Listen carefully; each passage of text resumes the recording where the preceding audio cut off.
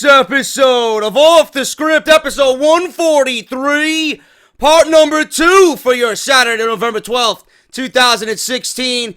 I got the cutting edge. Who's going to be on the cutting edge with Edge on Smackdown's 900th episode this coming Tuesday? I also got news on TNA. They are officially announcing a total Nonstop Deletion from the Hardy compound. Unbelievable stuff there.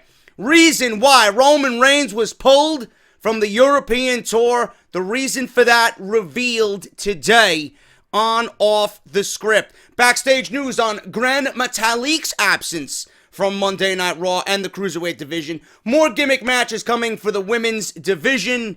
And our nightmare is about to come true. I've been stating it for months, and it's now becoming a reality. WWE planning Braun Strowman versus It's the Big Gay after Survivor Series. Are you fucking kidding me? Oh my God. JD from New York, 206. It's time for Off the Script. Big Show and Ryback, Strowman and Roman. Get off my fucking TV and save me the misery. And all you fucking goons, just grab a cold beer. The man of the hour is finally here. JD from New York, 206. It's time for Off the Script. JD from New York, 206. It's time for Off the Script.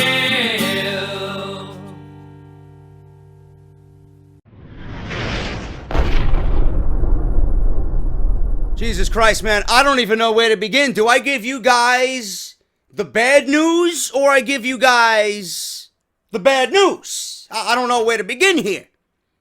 This is fucking terrible, man.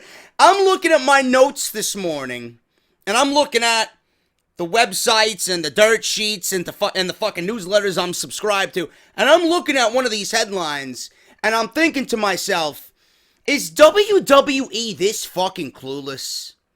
Seriously, do they want people to cancel their subscription? Do they want people to not come to the shows? Do they want people to fucking reach for the remote control and turn on the fucking Home and Garden channel and get tips about how to fucking plant cucumbers? I don't understand it, man. I really don't. This is absolutely mind-boggling to me. Monday Night Raw is in its worst condition ever. Now, let me rephrase that. Monday Night Raw is in its worst condition ever. And this is the news that I have to report to you guys. I feel sorry for everybody fucking listening to me, man. You may drop dead on the fucking floor from a stroke or a heart attack. Your eyes might start bleeding. Your eyes might pop out of your head like fucking Glenn on The Walking Dead. I don't know, man. This is absolutely some of the worst reporting, some of the worst news of 2016, man. I shall not keep it from you any longer because I don't want you guys to suffer any more than you have to. Man, I'm fucking terrified to read this shit. Holy, it's like I'm fucking walking into a haunted house, you know? WWE planning a huge feud for Braun Strowman after the Survivor Series. Okay. That doesn't sound too bad, right? I can name a few people on the Monday Night Raw roster that I wouldn't mind feuding with Braun Strowman. But it's not over yet, you know? I'm easing you in lightly here. A lot of people have been concerned about how WWE is pushing Braun Strowman into the spotlight on Raw. He went from squash matches to being able to compete with Raw main eventers and taking 4 of them to take him down. That's a huge jump to make. Obviously, WWE has been high on Braun Strowman. I do think that the squash matches were getting a little bit boring and stale and repetitive, but That also does not mean that WWE has to stop doing them and automatically thrust this guy into Universal Championship contention. You know, WWE really doesn't know how to handle certain talent. Whether it's a fucking 8-foot monster, whether it's a guy like Sami Zayn, whether it's a guy like Bray Wyatt, they just don't know how to handle certain guys. I have a feeling Braun Strowman is going to fall into that category. So, WWE has plans for him after the Survivor Series. And he's in the Survivor Series. He's gonna play a big role for Team Raw. And WWE might fuck this all up. He's got nice momentum. I'll give Braun Strowman at least some credit right now. You know, I like how intimidating he is. I like the realistic factor that he brings. You know, the things that I notice when Braun Strowman is in the ring, the man can fucking run, man. I would not want this man chasing me down. The man seems like he does a lot of running in his spare time. The guy is fucking a freak. And I can see that the guy is athletic as fuck. So, I understand why WWE has an appeal with him. And I understand why they want to push him. I do see upside to Braun Strowman. I really do. But that doesn't mean we have to be forced to watch garbage matches with Braun Strowman. And what I mean by garbage matches is putting him with guys who have absolutely zero skill. Putting him with guys that are not going to bring out this guy's true athletic aspects. That's not what you need, because this guy has at least some momentum. And for me to put this guy on a fucking t-shirt because I did not want him on my television for months when he was with the Wyatt family. I was not with the rumors about pushing this guy and breaking him away and putting him in a feud with The Undertaker. Because we didn't see anything from him, and WWE was putting him in main events with Dean Ambrose on Monday Night Raw. That's not what we wanted, bro. That's not what we wanted. Obviously, WWE was doing that to test the waters, but knowing them, they would have fucking went full-fledged with it. Now, I am understanding of the Strowman character and his physique and his athleticism. I want to see him do more. I have a feeling this guy is like a diamond in the rough. If you let him go, and you shed that fucking typical Monday Night Raw bullshit and let this guy go out there and show me that he is the new true giant in the WWE, then I'm okay with him. But I am not okay with what I'm about to read to you. So obviously he's going to be in the Survivor Series, okay? He's going to play a big role. So WWE is now planning for Strowman to feud with the Big Show. And I don't know why. Strowman has been featured in Body Slam challenges. Listen to this. He's been featured in Body Slam challenges with the Big Show during the recent European tour. Those challenges are expected to continue. They're expected to continue through December at live events when they come back to the States. So Big Show versus Strowman is the feud WWE is likely planning for both men after the Survivor Series. Why? Big Show has not been on our television. He's just going to come out of nowhere and start challenging Braun Strowman. Can you imagine after months of not seeing this guy on television and you got to hear his fucking music? Well, it's the big gay. Are you fucking kidding me? Seriously. I gotta listen to Monday Night Raw and hear that shit like I haven't been tortured enough with this fucking garbage. Then I gotta see this fucking clown come out. That's when you know I'm really getting the fucking shot glasses out. How many shots of bleach you are, fellas? Huh? It's on me. Seriously. You think Braun Strowman is going to look any better after the Big Show? In fact, you put him in the ring with the Big Show, this man will look worse than he does now. In fact, he actually looks decent right now. I'll give him that, man. And I'm shocked at myself for actually saying that. I want to see what he does at the Survivor Series. That's going to be one of my key aspects here at the Survivor Series. What is Braun Strowman going to do? Is he going to take the ball and run with it and succeed amongst all these other elite in WWE? That's what I want to see. But if you're going to put him in there with the Big Show and kill his momentum. The Big Show is the killer of momentum, and the guy can't move. The guy can barely walk down the ramp. Guy can't run. Guy can't take a bump. He's useless. Guy is absolutely fucking useless to this company. Now, Paul White might be the fucking jolliest guy on the planet. He might be humorous. The guy might be a fucking great night out, fucking grabbing a beer, telling jokes. But in the ring, I mean, if I had to choose Kane or the Big Show, I would most certainly, 10 times out of 10, choose Kane. Big Show is the absolute worst. This guy is get off my TV #1. He is the fucking head of the class. Get off my TV.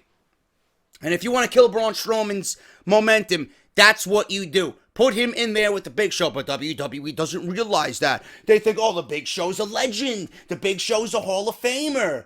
You gotta pass the torch, right? Braun Strowman's the new giant, so he's gotta beat the old giant. Listen, the old giant killed himself, bro. The old giant is done. We don't need him anymore. Fucking say your goodbyes, pack your bags, and get the fuck out. Nobody's gonna miss you. Nobody even wants you on television. So why are they forcing this upon us, man? Can you imagine that we have to sit through a roadblock with Jericho and Rollins? We've seen it how many fucking times already? Roman Reigns in the fucking main event, and then we got an undercard of a body slam challenge with the Big Show and Braun Strowman? I mean, do you want people to buy the fucking network? Or do you want them to ask for a refund of their money, $9.99? Because I can do a lot with $9.99, man. I could go right up the fucking street and get a homemade meatball parmesan sandwich with extra provolone. Meatballs are homemade. The bread is made in-house. Beautiful, man. The meatballs are so fucking tender, they fall apart in your mouth, bro. That's what I want to do with my fucking money. If that's the case, get the fuck out of here, bro. Awful. Absolutely awful. So these challenges are expected to continue through December. And WWE's logic here, for over 15 years, it's become a rite of passage, says WWE, for the next giant to feud with the Big Show on WWE television. It's important for Strowman to get the rub from the Big Show, which will launch Braun into the Royal Rumble match as well. You gotta get the rub from the Big Show? Why? Who the fuck is the Big Show, man? Beating the Big Show is no accomplishment at all in WWE. None. So, get ready, folks. Guys and gals, get ready. You are about to be put to sleep with, well, it's the big gay. It's coming. Soon as that music hits, you're gonna think back to fucking episode 143 right here on YouTube.com when the Big Show comes out to challenge Braun Strowman to a body slam challenge. What? You wait. Or the other way around. Strowman comes out to challenge the Big Show. Whatever the Big Show does comes out for whatever fucking reason. What is he going to tell me? Huh? Oh, I know you guys miss me. No, we didn't. We didn't miss you. In fact, please go back to where you came from. Garbage. Absolutely fucking garbage, man. So, listen. It's coming. It is coming. WWE reveals the guests for Tuesday's Cutting Edge segment on Smackdown Live. Let me run through this real fast. As you guys know, SmackDown's 900th episode is on Tuesday night live. And The Undertaker's going to be there. His role, not really known right now. But Edge is going to have a Cutting Edge segment. And Edge's guest will consist of Team SmackDown Live. So that means Shane McMahon, AJ Styles, Randy Orton, Bray Wyatt, and Dean Ambrose with mascot James Ellsworth. And they will talk about their upcoming match against Team Raw. WWE is teasing that Edge will not be able to contain this team from going at one another on Tuesday night. Also announced for the show is an IC title match between champion Dolph Ziggler and The Miz. So clearly, SmackDown is the show to watch in comparison to Monday Night Raw. That's a no-brainer right there. So Tuesday is looking very, very nice for SmackDown Live. Obviously enhanced with Edge and The Undertaker being there. Hopefully, he is there for something important. Hopefully to drop some hints about his WrestleMania opponent and maybe start a feud. I don't know. So we'll see what happens with that. He might actually interfere in the the cutting edge segment. I don't know. So who the hell knows what The Undertaker's going to do. If he's there, it's going to be something big, because you're not bringing in The Undertaker for, to celebrate with fucking balloons and cake that SmackDown has a 900th episode. Give me a fucking break. TNA officially announces total Nonstop Deletion. I'm actually interested in this, man.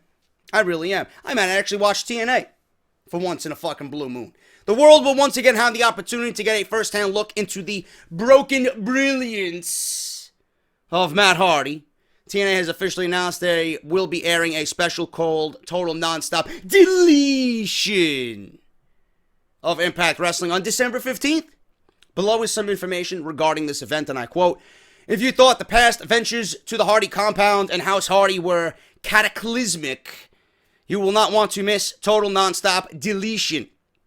For the first time ever, the entire broadcast of Impact on Pop will be shot on location and will feature your favorite stars from TNA Wrestling. In addition, a spectacle unlike anything we've ever seen before, Apocalypto, will be unveiled when Matt and Jeff Hardy defend their World Tag Team titles in a revolutionary match." Whatever the fuck that is, I don't know, but it's got my interest because Matt Hardy and Jeff Hardy are involved. It's been previously reported that these tapings may not be able to occur due to recent legal battles between TNA and Billy Corgan. However, it would appear that the company has found the resources necessary to produce this special. Yeah, of course, they're being funded by Anthem Sports. So they're getting right on the ball. You know, their first line of business should be to get everybody paid, which I'm assuming everybody was paid, talent-wise, production, cameramen.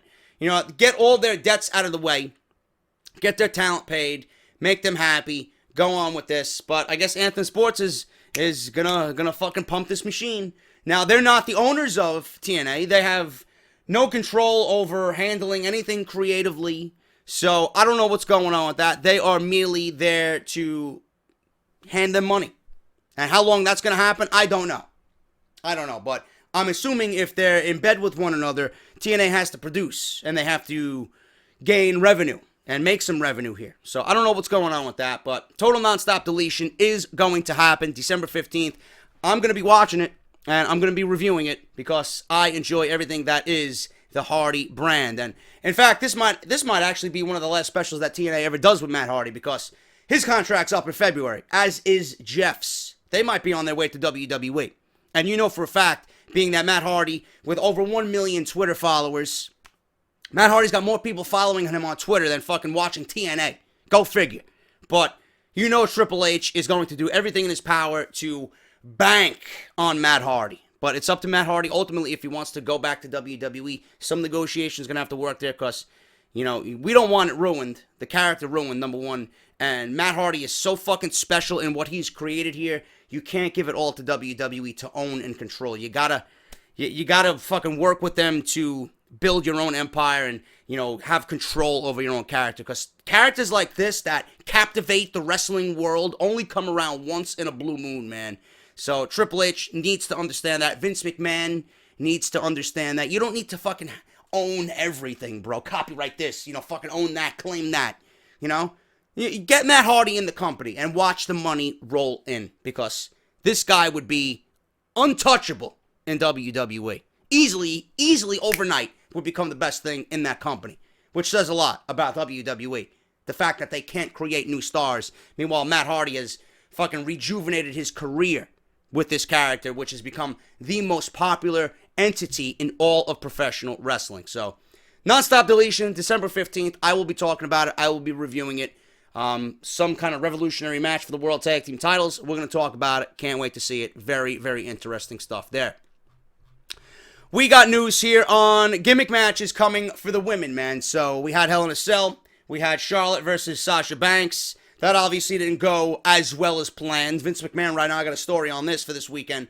Vince McMahon's blaming Sasha Banks for the ending of Hell in a Cell. I mean, are you fucking kidding me? Is this guy for real? You're blaming Sasha Banks, poor old Sasha Banks, 105 pounds, soaking wet. You're blaming her for the ending of the match? Why don't you look at yourself and look at your creative team for booking such a shit feud, number one, and booking a match that didn't need to be in Hell in a Cell to begin with, inside Hell in a Cell, with two women who should not be in that type of hellacious environment. Seriously. So, look at yourself in the mirror. You're the one to blame for what happened at Hell in a Cell, not the women. The women broke their fucking bodies and risked their careers in a match, and you're blaming them. So, shows how Vince McMahon really appreciates the fucking blood, sweat, tears, and broken bones that these men and women go out there and endure every single fucking day. So, some owner you got there, WWE. Some owner. More gimmick matches coming for the women's division in WWE. For better or worse, Sasha Banks and Charlotte had a, and I use this term loosely, successful Hell in a Cell match 2 weeks ago. People could say whatever they want about it. It was historic. No, it wasn't. Not to me, it wasn't. When historic hits you in the face, you'll know. That was not it. And that is something that the women have been working towards in wrestling for a very long time. Well, I don't know, man. They were doing historic things down in NXT without the use of a cage, so I don't know where you come off saying it was historic.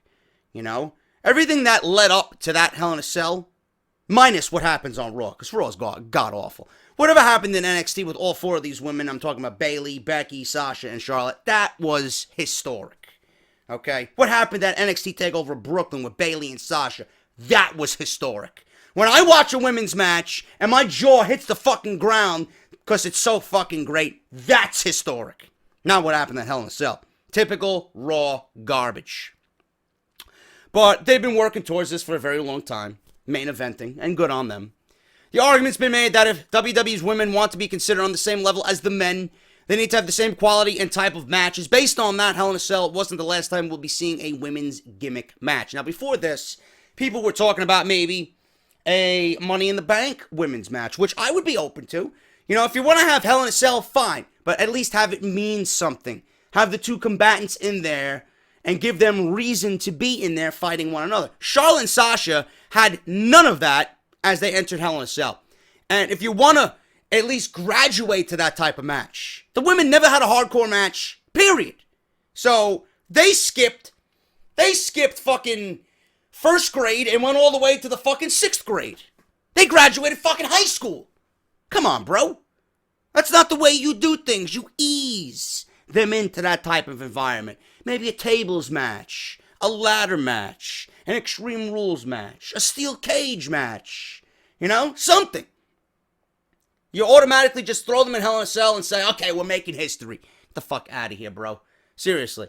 According to a report from DailyWrestlingNews.com, WWE officials are looking to book more gimmick matches for their women's division on both Raw and Smackdown. Recently, there was a new poll from WWE that asked fans what type of gimmick match they'd like to see the women wrestle in, and overwhelmingly, the choice was made for a TLC match with roughly 45% of the vote. It's not a coincidence that a report from earlier this week claimed that the feud between Alexa Bliss and Becky Lynch will continue into the TLC pay-per-view, which is a golden chance for Bliss versus Lynch at the event to be the first ever TLC women's match in WWE history. Now that's something I'm going to be interested in, because they got a better feud going on. To me, it's a little bit more of me being invested in what they're doing. I don't give a shit about anything on Monday Night Raw.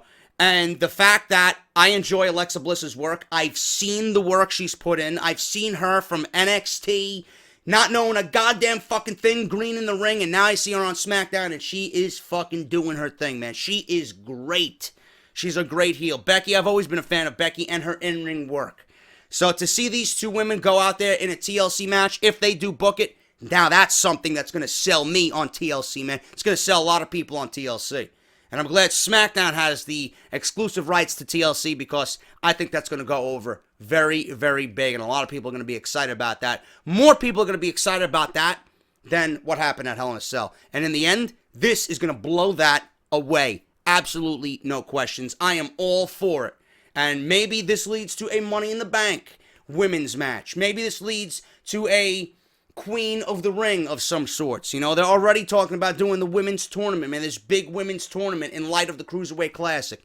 Women's wrestling and what the women do in the WWE is going to continue going down this historic road. You don't need Hell in a Cell, and you don't need fucking Mick Foley being a political fucking goon telling you that this is history, and Stephanie McMahon saying this is revolutionary. There's nothing revolutionary about this. Nothing.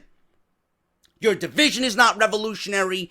You chose one woman in Charlotte to be the face of the division. And you are pampering her, and she's the chosen one, and everybody else is fucking laying at the wayside because she is the one the corporate goons want pushed. That's it. Whether Ric Flair or being the daughter of Ric Flair has anything to do with that, it's all part of the game. It really is. Meanwhile, you have no division. Sasha gets treated like shit. Bayley is, coming up from NXT, not important as she was in NXT. She's just like a regular fucking nobody. Dana Brooke is absolutely fucking garbage on Monday Night Raw. Alicia Fox, you wouldn't even fucking know of an Alicia Fox if it wasn't for Survivor Series. If this women's match 5-on-5 was not happening at Survivor Series, Alicia Fox would still be in catering, fucking picking out strawberries and grapes from the fucking the variety bowl, next to Jack Swagger. Give me a fucking break, seriously. Nia Jax, she's great. Comes up from NXT, not used. They put her in squash matches week after week. Then it's 2 months of not seeing her on TV. What division you got? Summer Rae is out. Tamina's out. Where's everybody? But yet you want to hype and fucking and gloat about your women's division. There is no division. It's the Charlotte Flair show. That's all it is. And that's the God-honest truth, man. And everything about these women have lost complete luster coming up from NXT. Every single one of them. Charlotte lost luster. Sasha lost luster. Fucking Bayley is not the same. Becky is shining on SmackDown. Alexa Bliss is fucking shining bright on SmackDown. Even Carmella is shining brighter than most of the women's division on Monday Night Raw. Why? It's because they get it over there. They know how to book their women. Each woman is in something of importance to their roles in their division. On Monday Night Raw, if you're not Charlotte or Sasha, forget about it. You're not even going to be on TV. It sucks. And if you're Dana Brooke, you're just going to fucking botch. And then you're going to sleep your way to the top. And the reason why you're still on top is because, keep doing what you're doing, Obviously your skills are showing in other areas except what happens in the ring, Miss Brooke. That's why you're going to be on the next t-shirt. Can't wait. Get off my TV. Number 5. Dana Brooke. You fucking clown. Backstage news on Gran Metalik's absence from Raw's Cruiserweight division. I'm in some fucking mood today, man. Gran Metalik. Guy goes to the fucking finals. Where is he? Not even on Raw. He's not even on fucking Raw.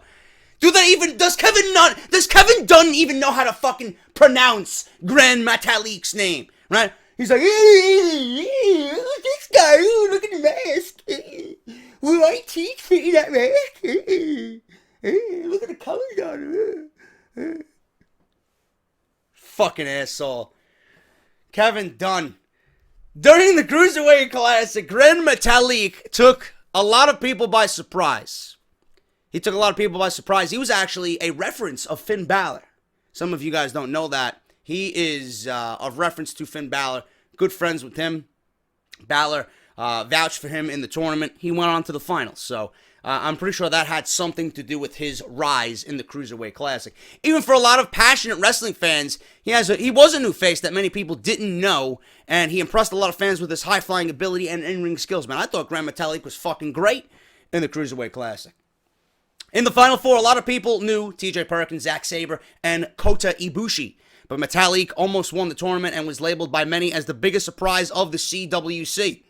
However, he's been mostly absent without explanation for weeks now, and according to Cage Side Seats, Gran Metalik, who is also known as Mascara Dorada, has been absent from Raw's Cruiserweight division since its debut match because he's currently finishing up commitments in Mexico. He will be a part of 205 Live. It's being reported that he'll finish up those dates, and he will be full-time with 205 Live when that premieres on the WWE Network at the end of November. He's also going to be featured on Raw or SmackDown depending on what happens at Survivor Series based on the kind of push he received during the Cruiserweight Classic. Gran Metalik is going to be featured as a top guy on 205 Live, so we will be seeing a lot more of him. That's good news, man. I am a big fan of what Gran Metalik brings to the table for the Cruiserweight division. Now, the story that a lot of people were fucking scared by.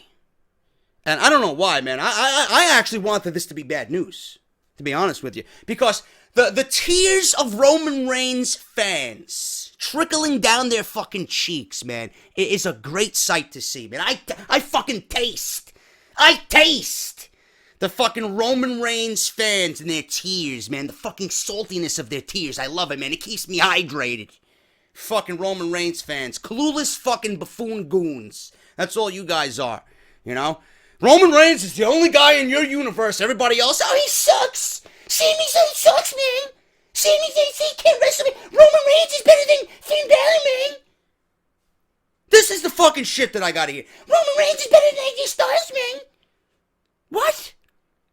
Do you hear yourself? Honestly.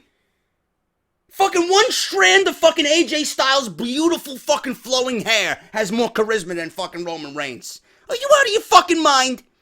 Get the fuck out of here, man. I was fucking dying for this to be bad news. I knew it wasn't, but I was hoping. You know, an injury or, you know, it's nothing too severe. It's just enough to keep him out of Roadblock, you know? Nothing too severe. I didn't think it was another fucking drug violation because, God, if it was another drug violation, this guy's got to be fucking dumber than a sack of rocks. Fucking Roman Reigns. But he was pulled from the European tour, and now it's being revealed. If you guys, you know, are not in and out of the websites and the dirt sheets, you might not have realized what was going on here, so I'm reporting it for you guys right now. Roman Reigns has had a very interesting year because he's been high and low. I'm sure he's been high, you know? High in a different way, man. High meaning puffing the magic dragon, Roman Reigns. I'm sure he does some of that here and there, you know? Maybe he you know, calls up RVD. Hey, bro, you got the stash? You know, you got the stash? It's 50. What do you got for me? You know, Roman Reigns, after a night of being fucking booed out of the building, he needs to calm down, you know? Why do people hate me? Why do people hate me? What did I do? I'm Samoan. My beard is perfectly trimmed, and I have greasy hair, and I have tattoos. Why do they hate me? Yeah, man. I don't give a fuck they hate me.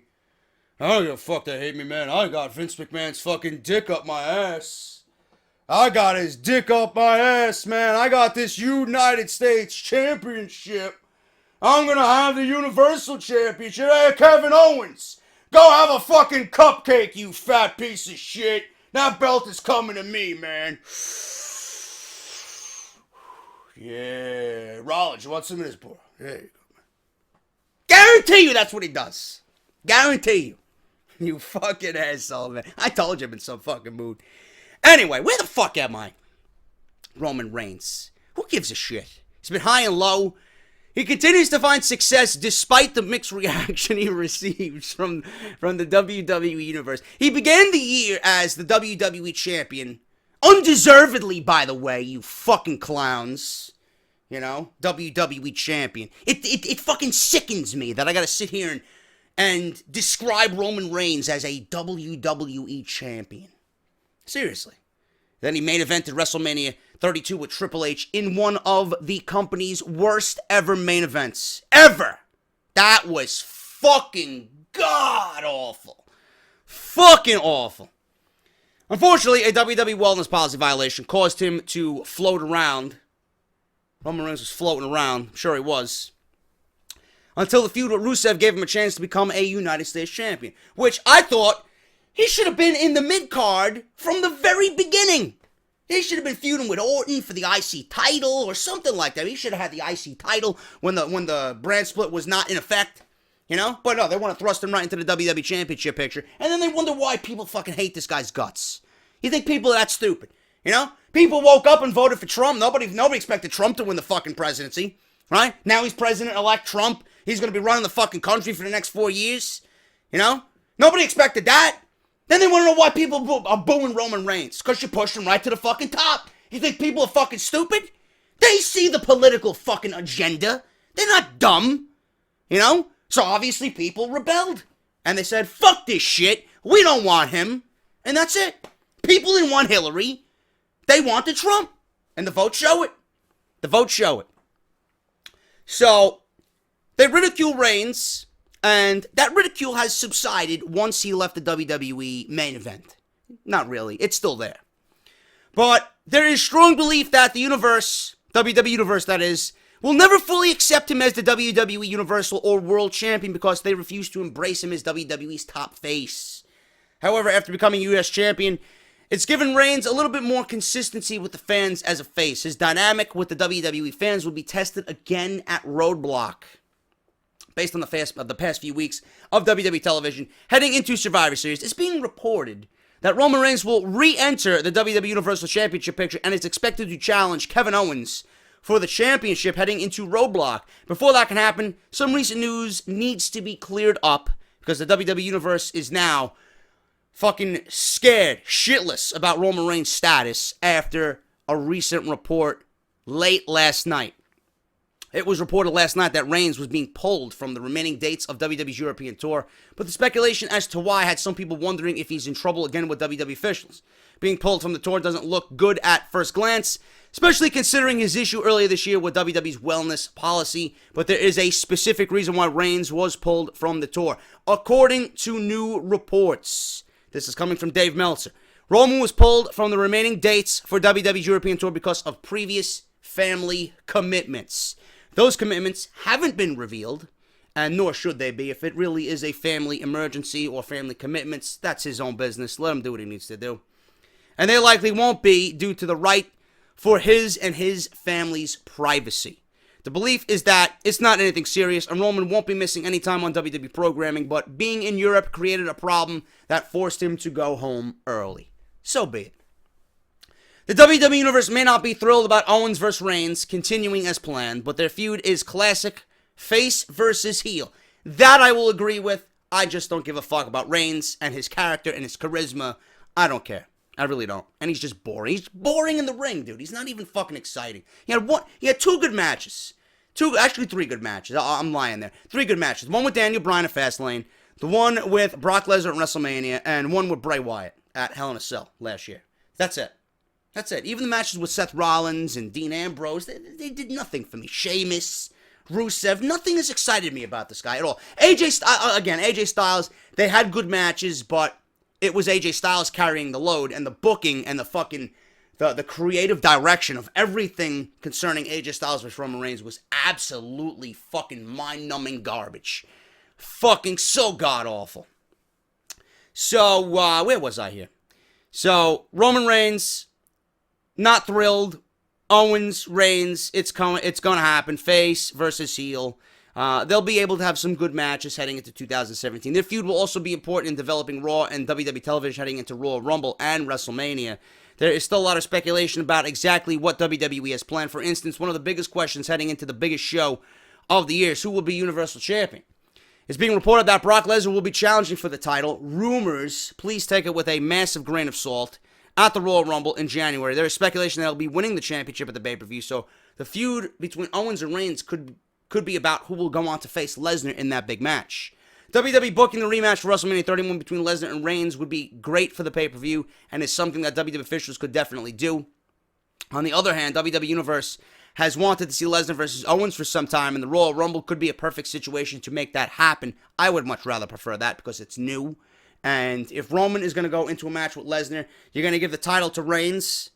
You're going to give the title to Reigns for 1 month and have him lose it to Brock Lesnar. Because you're not having Reigns beat Brock Lesnar. There's no way. There's no way. Not believable at all. Reigns is not a believable choice to beat Brock Lesnar. I'm sorry. For the fucking idiotic goon out there. Well, with JD, why not? He's not. He doesn't have the makeup to beat a Brock Lesnar. Get the fuck out of here.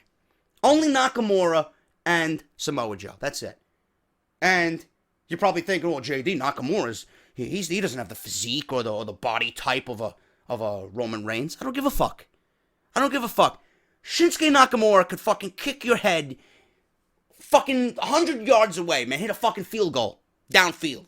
That's how fucking brutal this guy is. That's what I want against Lesnar. Lesnar needs brutality. He needs someone who's going to equal intensity to him. Nakamura and Samoa Joe are the only two right now, especially on the WWE roster. There's nobody else. So, there have also been rumors about the Shield returning for a short run in 2017. Reigns, Rollins, and Ambrose all being faces at the same time. Obviously it's been talked about. A lot of people also think a Shield reunion could do wonders to improve the dynamic between Reigns and the WWE Universe. I spoke about that fucking thousands of times on this podcast.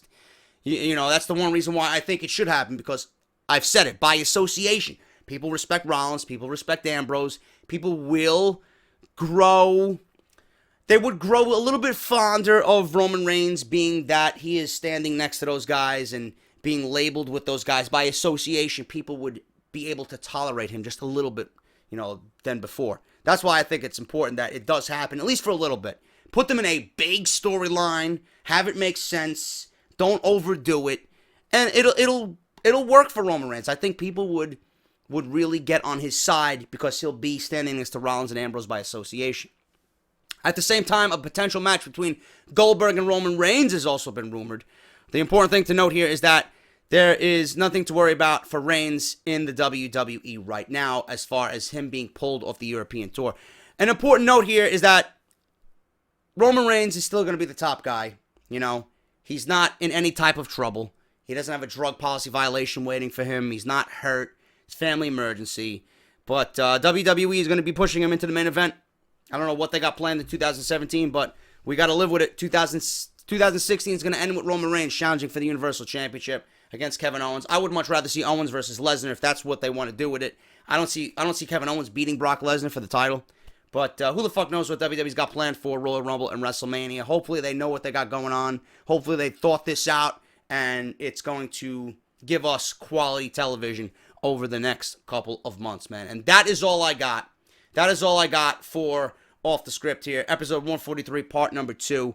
Thank you guys so much for joining me. Hope you enjoyed the antics. Hope you enjoyed the video. If you did, hit that thumbs up, man. Make sure to check out everything in the description below. Make sure to check out all the videos that I posted this week. If you missed part 1 of Off the Script, the link is down below. I uploaded my first Modern Warfare Remastered Call of Duty video last night, man. So make sure you guys go check that out. It's a very, very entertaining video. Obviously, WWE My Career, still going strong. You guys know what to do with that. Playlist is down in the description. Check out all that shit and support the show, man. Unbelievable stuff there with Mr. 9 to 5. Patreon. If you guys want to pledge to the Patreon and you support the podcast and you want to show your appreciation, patreon.com/JD from NY206. Thank you to everybody that pledged yesterday. Greatly appreciate it, man. Unbelievable stuff there. That's patreon.com/JD from NY206. This show will be early access for you guys on Patreon. No matter if it's a cent, a nickel, a dime, a dollar, $5, whatever the case may be, man, you are getting early access if you are a Patreon, plus all the perks that I got to rework, and you guys are going to get t-shirts and all that shit. But that is the best way to do it, man. Also, if you guys don't want to do that, t-shirts, man. Barbershopwindow.com. Make sure to go to the website. Type in Off the Script in the search bar. You'll be taken right to my online shop. $19.99. They ship everywhere worldwide. So no matter where you are, you're going to get your t-shirt. Thank you to those who purchased shirts this week. Unbelievable stuff there. So that's barbershopwindow.com, and just type in Off the Script in the search bar. It'll take you right to my online shop. WWE Slam Crate by Loot Crate. If you guys want to get in on that deal, man, I'm going to save you some money. 10% off. Use the link that I provide down below and the coupon code JD from NY at checkout to save 10% off. You can also save 10% on WrestleCrate. That's JD sent me, WrestleCrate.com, and on Twitter at WrestleCrates. Use the coupon code at checkout. JD sent me for 10% off there right now. WrestleCrate is up 1-0 to Loot Crate, man. So they are winning the war of the wrestling subscription crates right here on Off the Script. And WrestleRumble.com. Make sure you guys check that out. Keep an eye on them. They're going to be giving away Royal Rumble tickets for Survivor Series. They're going to have a pick'em, $500 cash, first prize, plus luxury box tickets to the 2017 Royal Rumble. That's WrestleRumble.com. Follow me on Twitter at JD from NY206 and subscribe to the YouTube channel if you have not done so already. I will be back with part 3. Until then, I'm JD. Hit that thumbs up, leave me a comment, and I'll see you guys right here for part 3 of Off the Script. Talk to you later.